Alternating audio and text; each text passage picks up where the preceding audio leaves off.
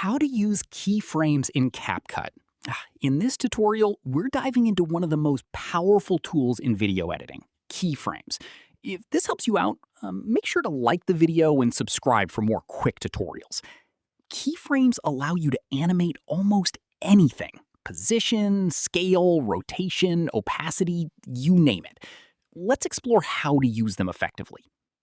First, place your clip on the timeline in CapCut. Now, click on the clip to bring up the editing panel on the right. Look for the keyframe icon for the scale property. It looks like a little diamond. Click it to add your first keyframe. Move the playhead a few seconds forward and make a change to your clip. Maybe zoom in, rotate, or move it across the screen.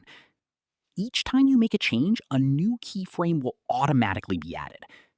You can also animate text or effects by adding a text layer or effect to the timeline and following the same process.